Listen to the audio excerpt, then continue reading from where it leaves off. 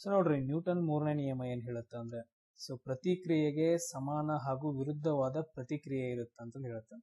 So ಯಾವ್ದಾದ್ರು ಒಂದು ಕ್ರಿಯೆಗೆ ಸಮಾನ ಮತ್ತು ವಿರುದ್ಧವಾದ ಪ್ರತಿಕ್ರಿಯೆ ಇರುತ್ತೆ ಅಂತ ಹೇಳಿ. ನೋಡ್ರಿ, ಸಿಂಪಲ್ ಆಗಿ ಹೇಳ್ಬೇಕಂತ ಹೇಳಿದ್ರೆ, ಇಬ್ಬರು ಜನ ಇರ್ತಾರ, ಅವ್ರು ಏನ್ ಮಾಡ್ತಾರ ಅಂದ್ರೆ ಒಬ್ರಿಗೊಬ್ರು ಪುಷ್ ಮಾಡ್ತಾ ಇರ್ತಾರ. ಹ್ಯಾಂಡ್ಸ್ ಗಳಿಂದ ಒಬ್ರಿಗೊಬ್ರು ಪುಷ್ ಮಾಡ್ತಾ ಇರ್ತಾರ. ಇವನ್ ಏನ್ ಮಾಡ್ತಾನ ಅಂತ ಹೇಳಿದ್ರೆ, ಇವನ್ ಮೇಲೆ ಒಂದು ಫೋರ್ಸ್ ಹಾಕ್ತಾನ, F1. ಅದೇ ತರ ಕೂಡ ಇವನು ಏನ್ ಮಾಡ್ತಾನ ಅಂತ ಹೇಳಿದ್ರೆ, ಇನ್ನೊಬ್ಬನ ಮೇಲೆ ಸೇಮ್ ಫೋರ್ಸ್ ಅನ್ನ ಹಾಕ್ತಾನ, F2. ಅಂತಂದ್ ಹೇಳಿದ್ರೆ ಪ್ರತಿಯೊಂದು ಫೋರ್ಸ್ಗೆ ಸಮಾನ ಮತ್ತು ವಿರುದ್ಧ ದಿಕ್ಕಿಗೆ ಏನಿರುತ್ತೆ ಅಂತ ಹೇಳಿದ್ರೆ ಪ್ರತಿಕ್ರಿಯೆ ಇರುತ್ತ, ವಿರುದ್ಧವಾದ ಫೋರ್ಸ್ ಅಪ್ಲೈ ಆಗತ್ತಂತ ಯಾವ್ದು ಹೇಳುತ್ತೆ, ನ್ಯೂಟನ್ ಮೂರನೇ ನಿಯಮ ಹೇಳುತ್ತ. ಸೊ ಅದೇ ಹೇಳ್ತೀವಿ, ಪ್ರತಿಯೊಂದು ಕ್ರಿಯೆಗೆ ಸಮಾನ ಮತ್ತು ವಿರುದ್ಧವಾದ ಪ್ರತಿಕ್ರಿಯೆ ಇರುತ್ತ. ಸೊ ಅದು ಫೋರ್ಸ್ ಯಾವ ದಿಕ್ಕಿಗೆ ಇರುತ್ತೆ, ವಿರುದ್ಧ ದಿಕ್ಕಿನಲ್ಲಿ ಇರ್ತಾವ. ಸೊ ಒಂದಕ್ಕೊಂದು ವಿರುದ್ಧ ದಿಕ್ಕಿನಲ್ಲಿ ಇರ್ತಾವ ಅಂತಂದು ಹೇಳಿ ನ್ಯೂಟನ್ ಮೂರನೇ ನಿಯಮ ಹೇಳುತ್ತ. ಸೊ ನೋಡ್ರಿ, ಡೇ ಟು ಡೇ ಲೈಫ್ ಅಲ್ಲಿ ನ್ಯೂಟನ್ ಮೂರನೇ ನಿಯಮದ ಅನ್ವಯಗಳು, ಅಪ್ಲಿಕೇಶನ್ಸ್ ಗಳು ಅಂತ ನೋಡ್ತಾ ಹೋಗೋಣ. ಸೊ ಫಸ್ಟ್ ಒಂದು ನೋಡ್ರಿ, ಬೋಟ್ ಚಲಿಸುವುದು. ಸೊ ನಾವು ಬೋಟ್ ಅನ್ನ ಚಲಿಸಿದಾಗ ನೋಡ್ರಿ, ನಾವಿಕ ಏನ್ ಮಾಡ್ತಾನ ಅಂತ ಹೇಳಿದ್ರೆ ಹುಟ್ಟನ್ನ ತಗೊಂಡು ಏನ್ ಮಾಡ್ತಾನ ಅಂದ್ರೆ ನೀರನ್ನ ಹಿಂದಕ್ಕೆ ಇಳಿತಾನ. ಸೊ ಇದೇನಂತ ಹೇಳಿದ್ರೆ ಆಕ್ಷನ್ ಆಗತ್ತ.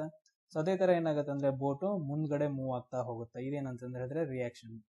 ಸೊ ಒಂದು ರಿಯಾಕ್ಷನ್ಗೆ ಸಮಾನವಾದ ಮತ್ತು ವಿರುದ್ಧವಾದ ರಿಯಾಕ್ಷನ್ ಇರುತ್ತೆ, ಕ್ರಿಯೆಗೆ ಪ್ರತಿಕ್ರಿಯೆ ಅಂತ ಹೇಳ್ತೀವಿ. ಇದೇನಂತ ಹೇಳಿದ್ರೆ ಬೋಟ್ ಚಲಿಸುವುದು. ಸೊ ನೆಕ್ಸ್ಟ್ ಎಕ್ಸಾಂಪಲ್ ನೋಡ್ರಿ, ರಾಕೆಟ್ ಚಲಿಸುವುದು ಅಂತ ಹೇಳ್ತೀವಿ. ಸೊ ನೋಡ್ರಿ, ರಾಕೆಟ್ ಅಲ್ಲಿ ಏನಿರುತ್ತೆ ಅಂತ ಹೇಳಿದ್ರೆ ಫ್ಯೂಯಲ್ ಇರುತ್ತೆ. ಸೊ ಈ ಫ್ಯೂಯಲ್ ಏನ್ ಮಾಡ್ತೀವಿ ಅಂತ ಹೇಳಿದ್ರೆ ದಹನ ಕ್ರಿಯೆ ಒಳಪಡಿಸಿದಾಗ ಏನಾಗುತ್ತೆ ಅಂತ ಹೇಳಿದ್ರೆ ಗ್ಯಾಸಸ್ ಏನಾಗ್ತಾವ ಅಂದ್ರೆ ಎಕ್ಸಾಸ್ಟ್ ಆಗ್ತಾವ.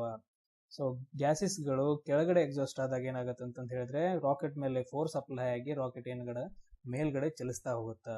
ಸೊ ನಾವು ಹೇಳ್ತೀವಿ, force on hot gas is force on rocket ಅಂತ ಹೇಳ್ತೀವಿ.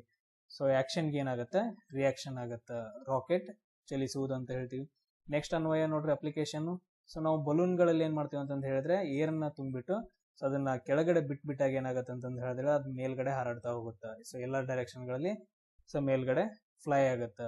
ಸೊ ಏನ್ ನೋಡ್ರಿ, ಒಳಗಡೆ ಏನ್ ಮಾಡಿರ್ತೀವಿ ಅಂತ ಹೇಳಿದ್ರೆ ಏರ್ ಅನ್ನ ತುಂಬಿರ್ತೀವಿ. ಸೊ ಅದೇನಂತ ಹೇಳಿದ್ರೆ ಸೊ ಪ್ರೆಷರ್ ಇಂದ ಏರ್ ಅನ್ನ ತುಂಬಿರ್ತೀವಿ, ಅದೇನಂತ ಹೇಳಿದ್ರೆ ಫೋರ್ಸ್ ಅಂತ ಹೇಳ್ತೀವಿ. ಅದನ್ನ ಫೋರ್ಸ್ ಅನ್ನ ನಾವು ಕೆಳಗಡೆ ಬಿಟ್ಟಾಗ ಅದೇನಾಗತ್ತೆ, ಆಕ್ಷನ್ ಆಗತ್ತೆ, ಏರ್ ಕೆಳಗಡೆ ಹೋಗುತ್ತಾ. ಸೊ ಈ ಏರ್ ಪ್ರೆಷರ್ ಇಂದ ಫೋರ್ಸ್ ಏನಾಗತ್ತೆ ಅಂತ ಹೇಳಿದ್ರೆ ಮೇಲ್ಗಡೆ ಎಕ್ಸರ್ಟ್ ಆಗುತ್ತ. ಇದೇನಂತ ಹೇಳಿದ್ರೆ ಬಲೂನ್ ಗೋಸ್ ಆಫ್ ಅಂತ ಹೇಳ್ತೀವಿ, ಮೇಲ್ಗಡೆ ಬಲೂನ್ ಹಾರಾಡುತ್ತೆ. ಸೊ ಇದೇನಂತ ಹೇಳಿದ್ರೆ ರಿಯಾಕ್ಷನ್. ಸೊ ನೆಕ್ಸ್ಟ್ ನೋಡ್ರಿ, ಬಂದೂಕುಗಳ ಹಿಮ್ಮೆಟ್ಟುವಿಕೆ ಅಂತ ಹೇಳ್ತೀವಿ. ಸೊ ನಾವು ಬಂದೂಕಿನಿಂದ ನಾವು ಗುಂಡನ್ನ ಫೈರ್ ಮಾಡಿದಾಗ ಏನಾಗುತ್ತೆ ಅಂತ ಹೇಳಿದ್ರೆ ಬಂದೂಕು ಮುಂದ್ಗಡೆ ಹೋಗುತ್ತೆ.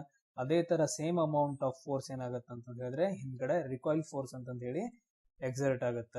ಒಂದ್ ಸ್ವಲ್ಪ ಏನಾಗತ್ತೆ ಅಂತ ಹೇಳಿದ್ರೆ ಹಿಂದ್ಗಡೆ ಮೂವ್ಮೆಂಟ್ ಆಗತ್ತ, ಜರ್ಕ್ ಹೊಡೆದಂಗ ಆಗತ್ತ. ಸೊ ಎಲ್ಲಾದ್ರೂ ಬಂದೂಕನ್ನ ಲೂಸ್ ಹಿಡಿದಿತ್ತ ಅಂತ ಹೇಳಿದ್ರೆ ಮನುಷ್ಯ ಏನಾಗ್ತಾನೆ ಅಂತ ಹೇಳಿದ್ರೆ ಫಾಲ್ ಆಗ್ಬಹುದು, ಕೆಳಗಡೆ ಬೀಳ್ಬಹುದು. ಸೊ ಗುಂಡನ್ನ ಹಾರಿಸಿದಾಗ ಏನಂತ ಹೇಳಿದ್ರೆ ಹಿಂದಕ್ಕೆ ಜಗ್ಗುತ್ತದೆ ಅಂತ ಹೇಳ್ತೀವಿ. ಸೊ ನೆಕ್ಸ್ಟ್ ಎಕ್ಸಾಂಪಲ್ ನೋಡ್ರಿ, bouncing of a ball. So ನಾವು ಸಣ್ಣಾಗಿರ್ತಾಗೆಲ್ಲ ಆಟ ಆಡಿರ್ತೀವಿ. ಸೊ ಬಾಲ್ ನ ತಗೊಂಡ್ಬಿಟ್ಟು ನೆಲಕ್ಕೆ ಒಗೆಯೋದು, ಆಮೇಲೆ ಕ್ಯಾಚ್ ಹಿಡಿಯೋದು. ಇಲ್ಲ ಅಂತ ಹೇಳಿದ್ರೆ ಬಾಲ್ ಅನ್ನ ಏನ್ ಮಾಡ್ತೀವಿ ಅಂದ್ರೆ ಗೋಡೆಗೆ ಒಗೆಯೋದು, ಆಮೇಲೆ ಕ್ಯಾಚ್ ಹಿಡಿಯೋದು ಅಂತ ಹೇಳ್ತೀವಿ. ಸೊ ನಾವು ನೆಲಕ್ಕೆ ಗೋಡೆಗೆ ನಾವು ಬಾಲ್ ಅನ್ನ ಒಗಿತೀವಿ, ಇದೇನಾಗತ್ತೆ ಅಂದ್ರೆ ಆಕ್ಷನ್ ಆಗತ್ತೆ, ಕ್ರಿಯೆ ಆಗತ್ತೆ.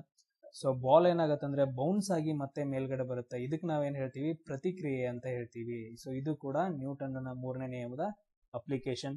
ಸೊ ಅದೇ ತರ ನೋಡ್ರಿ, ನೆಕ್ಸ್ಟ್ ಒಂದು ಈಜುವುದು, ಸ್ವಿಮ್ಮಿಂಗ್ ಹೇಳ್ತೀವಿ. ಸೊ ನಾವು ನೋಡ್ರಿ, ಬಾವ್ಯಾಗಾಗ್ಲಿ ಇಲ್ಲ ಅಂತಂದ್ರೆ ಹೇಳಿದ್ರೆ ಕೆರೆಯಲ್ಲಾಗ್ಲಿ ಅಥವಾ ನದಿಗಳಲ್ಲಿ ನಾವು ಸ್ವಿಮ್ ಬೀಳ್ತೀವಿ. ಸ್ವಿಮ್ ಬಿದ್ದಾಗ ಏನಾಗ್ತೀವಿ ಅಂದ್ರೆ ನೀರನ್ನ ಹಿಂದೆ ಜಗ್ತೀವಿ. ಸೊ ನೀರನ್ನ ಎರಡು ಕೈಯಿಂದ ಹಿಂದೆ ಜಗ್ತೀವಿ. ಸೊ ಹಿಂದ್ಗಡೆ ನೀರ್ ಜಗ್ದಾಗ ಏನಾಗುತ್ತೆ ಅಂತ ಹೇಳಿದ್ರೆ ಇದು ಆಕ್ಷನ್ ಆಗತ್ತ, ಕ್ರಿಯೆ ಆಗತ್ತ.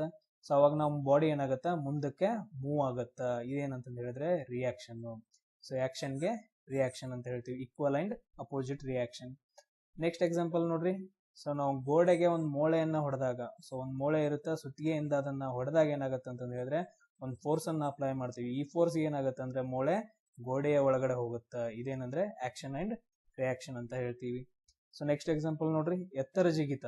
ನಾವು ಓಡ್ಕೋತ ಬಂದು ಏನ್ ಮಾಡ್ತೀವಿ ಅಂತ ಹೇಳಿದ್ರೆ ನೆಲವನ್ನ ಒತ್ತಿ ಒಂದ್ ಪಾಯಿಂಟ್ ಅಲ್ಲಿ ನೆಲವನ್ನ ಒತ್ತಿ ಏನ್ ಮಾಡ್ತೀವಿ ಅಂತ ಹೇಳಿದ್ರೆ ಜಂಪ್ ಮಾಡ್ತೀವಿ.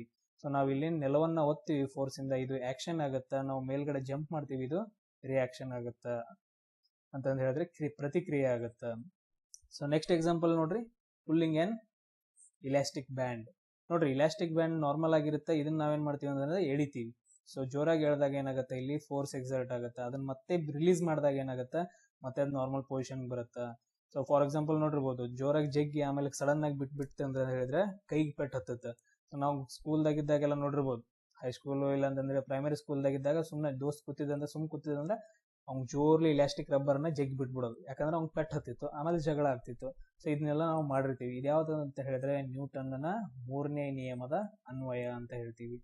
ಸೊ ನೆಕ್ಸ್ಟ್ ನೋಡ್ರಿ, ಬೆಸ್ಟ್ ಎಕ್ಸಾಂಪಲ್ ಏನಂತ ಹೇಳಿದ್ರೆ, ಸೊ ನಮ್ಗೆ ಫುಲ್ ಸಿಟ್ಟು ಬಂದಿರುತ್ತಾ, ನಾವು ಕೈ ತಗೊಂಡು ಏನ್ ಮಾಡ್ತೀವಿ ಅಂದ್ರೆ ಗೋಡೆಗೆ ಹೊಡಿತೀವಿ, ಜೋರ್ಲಿ ಗೋಡೆಗೆ ಗುದ್ದುತ್ತೀವಿ. ಇದೇನಂತ ಹೇಳಿದ್ರೆ ಆಕ್ಷನ್, ಕ್ರಿಯೆ. ಸೊ ಅವಾಗ ಏನಾಗತ್ತೆ ಅಂತ ಹೇಳಿದ್ರೆ ಗೋಡೆ ಕೂಡ ಅಷ್ಟೇ ಫೋರ್ಸ್ ಅನ್ನ ಎಕ್ಸರ್ಟ್ ಮಾಡುತ್ತಾ, ಅವಾಗ ನಮ್ ಕೈಗೆ ಏನಾಗತ್ತ, ಪೆಟ್ ಹತ್ತತ್ತ. ಇದೇನಂದ್ರೆ ಪ್ರತಿಕ್ರಿಯೆ.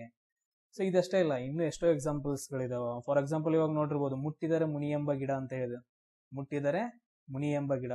ಸೊ ಈ ಗಿಡವನ್ನ ನೀವು ಎಲ್ಲರೂ ಮುಟ್ಟಿರಿ ಅಂತಂದು ಹೇಳಿದ್ರೆ ನಾರ್ಮಲ್ ಆಗಿ ಸೊ ಈ ತರ ಎಲೆಗಳಿರ್ತಾವ, ಮುಟ್ಟಿದ ತಕ್ಷಣ ಏನಾಗುತ್ತೆ ಅಂತ ಹೇಳಿದ್ರೆ ಅದು ಮುದುಡಿ ಬಿಡುತ್ತೆ. ಸೊ ಅದ್ರ ಎಲೆಗಳೆಲ್ಲ ಏನಾಗ್ತಾವ, ಮುದುಡಿ ಬಿಡುತ್ತಾವ.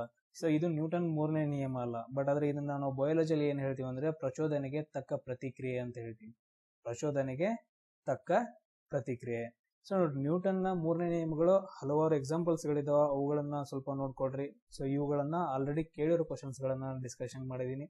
ಸೊ ನೆಕ್ಸ್ಟ್ ಕ್ಲಾಸ್ದಲ್ಲಿ ಮತ್ತೆ ಹೆಚ್ಚಿನ ಅಪ್ಲಿಕೇಶನ್ ಕ್ವಶನ್ಸ್ ಗಳನ್ನ ನಾನು ಡಿಸ್ಕಷನ್ ಮಾಡ್ತಾ ಹೋಗ್ತೀನಿ. ಸೊ ಎಲ್ರಿಗೂ ಶೇರ್ ಮಾಡಿ, ಅದೇ ತರ ಸಬ್ಸ್ಕ್ರೈಬ್ ಆಗಿ. Thank you.